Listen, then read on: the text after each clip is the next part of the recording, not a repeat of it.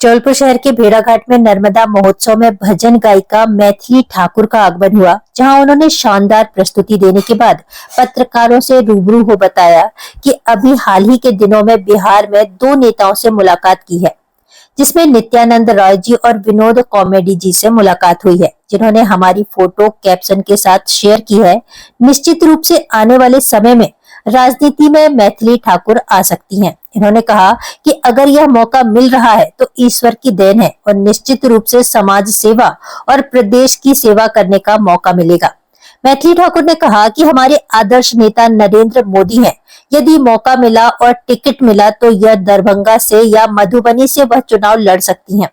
हालांकि उन्होंने अभी तक यह जाहिर नहीं किया है कि किस पार्टी से चुनाव लड़ेंगी, लेकिन इतना तय हो चुका है कि आने वाली बिहार की विधानसभा चुनाव में वह विधायक का चुनाव लड़ सकती हैं। मैं अभी हमारे देश के दो बड़े नेताओं से मिली, नित्यानंद राय जी और विनोद कावड़े जी।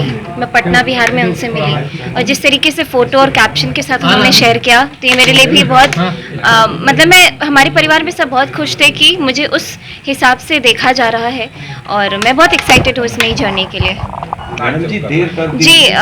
नहीं, गायकी तो मेरे साथ आजीवन रहेगी, मेरा गला मेरे साथ हमेशा रहेगा, लेकिन एक ये नई जर्नी है जिससे सिर्फ सुरों के ही साथ सेवा करने का अवसर नहीं, जबकि मैं अपने पूरे पोटेंशियल के साथ अपने क्षेत्र की सेवा कर सकूंगी, अपने राज्य की सेवा कर सकूंगी। मेरे मन में ये बड़ी प्रबल इच्छा हमेशा से रही है, तो बस मैं इस जर्नी के लिए तैयार हूँ। बिहार में क्या आप सनातन का चेहरा बनेंगी? मेरी विचारधारा वही रही है हमेशा से। आप लोग तो मेरे भजन सुनते हुए आ रहे होंगे, तो सनातन का चेहरा, क्योंकि ये नए तरीके से नए टर्म्स के साथ अब लोग मुझे सवाल पूछने लगे हैं। ये मैंने पिछले 2 दिन में ये चेंज देखा है।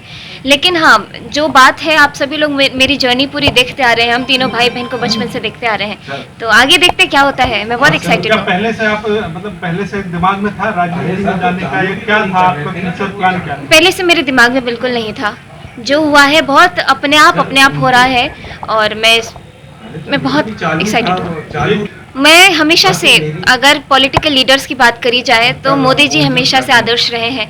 उनसे जब पहली बार मिली, उससे पहले से भी जब उनकी मन की बात वाली स्पीचेस सुन रही थी, उनकी बातें सुन रही थी या फिर उनके कॉन्क्लेव सुन रही थी, तो कभी बोरियत महसूस नहीं होने दिया उन्होंने। 1 घंटा 2 घंटा कैसे बीत जाता पता नहीं चलता।